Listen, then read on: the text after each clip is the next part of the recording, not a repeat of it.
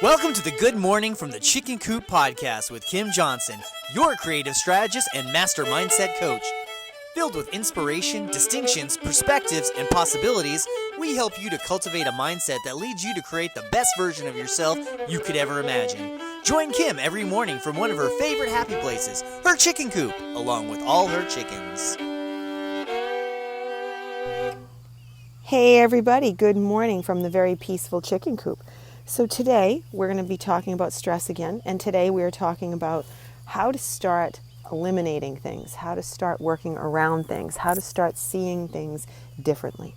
So one of the very first pieces of this puzzle is to recognize that your body as a whole hangs on to emotion and stress. We talked about that yesterday, how 80% of doctors' visits are related to stress because our bodies hang on to it. Our bodies functionally will just hunker down in it, and then all of a sudden we have high blood pressure, we have rapid heart rates, we have, even cancer is related back to it. There are statistics that talk about the fact that diabetes, cancer, heart disease, depression, all of this comes back to stress. And if we can work on these toxic levels of stress hormones that keep going off in our body and literally saturate our bodies with this just insane amount of energy that doesn't need to be there, we can do something about it. So we can be our best advocates. But the very first thing we have to look at is our body itself. Because if our body itself is not taking, you're not taking care of it, it's not a place where you can control any of this. So let's think for a second here about we've heard over and over and over how our body is our temple. That I can't even begin to tell you how many times I heard my mother say that, but it is something you have to cultivate. You're not just gonna all of a sudden say, oh, okay, well, I think my body's my temple, therefore I'm gonna be this way. You have to actually work on it. And if you really wanna free yourself from chronic illness and you want to free yourself from the aspects of stress, you really have to think about the physical aspects of it so that you can live healthier. You can live in a healthier state of mind. You can just dwell in a better situation overall. Where does that begin? Where does it essentially take place? Well, it starts in your body. So think about the terms of how you feel about your body. Today, we're identifying, how do you feel about your body? Are you a fan of your body? It sounds like a very simple question to say, are you a fan of your body? But you'd be surprised how many people are not fans of their body. They'll say, I think I weigh too much. I think I have this. I think I have that. And they don't appreciate all that their body does for them all day long. And they don't acknowledge how grateful they are for their body. Therefore, they don't have the mindset to care for it. They complain about it. Oh, my joints hurt. Oh, my back hurts. Oh, I have a stiff neck. Oh, I'm fat. I don't feel good. And they do this internally. They're not necessarily doing it externally, although some people do complain about pain externally a lot. Most people don't. Most people just kind of keep it to themselves. There are, like I said, there are the chronic complainers though. So first things first, body-wise, let's take a look at how you feel about your body. Do you love it? Are you grateful for it? Do you nourish it well? I asked a client the other day, I said, he said he has chronic headaches. And I said, well, let's take a look first at how much water are you drinking? And he started laughing and he's like, well, if it's part of coffee, then yes, I'm drinking it. And I said, no, not part of coffee.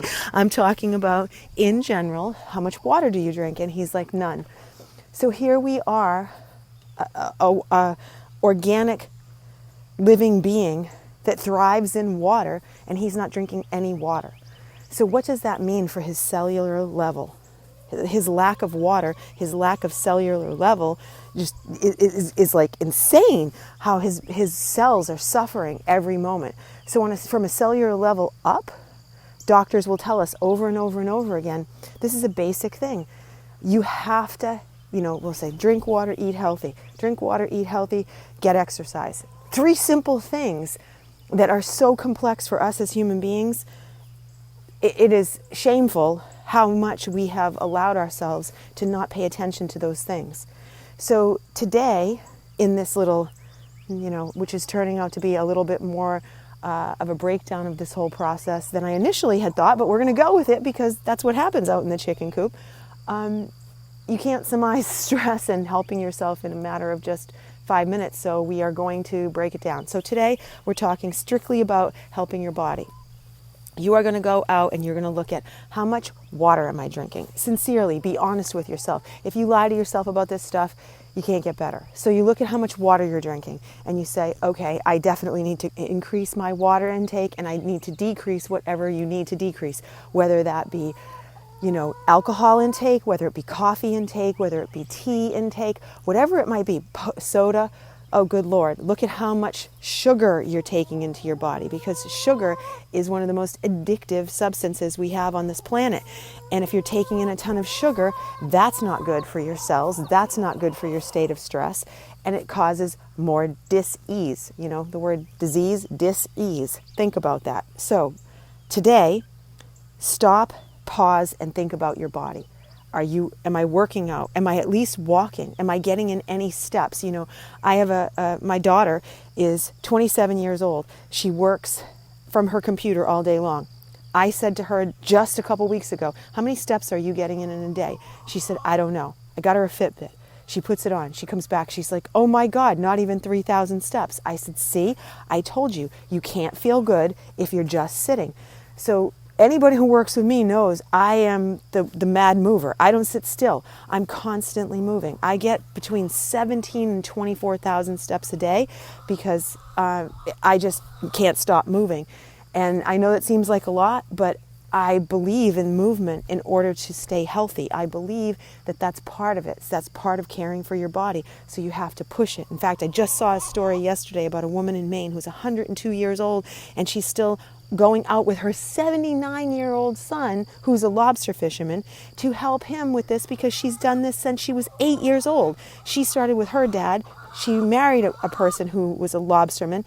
Her son is a lobsterman, and she's still doing it at 102 years old. And when they interviewed her, she said, well, I'm just going to do this until I die. And she said, if you sit still, you'll just die. And she's not wrong. She's not wrong. So this whole theory of, I got to sit down, I got to do this, sure, you got to rest, but you also got to move, and you got to keep moving. So look at yourself. How much moving are you getting in? And look at what you're taking into your body as far as all those other toxins that are not healthy for you. And then get it on paper, because this is going to help us take you through this process of annihilating it and getting it out of town. So track it, and I will see you guys tomorrow. Bye.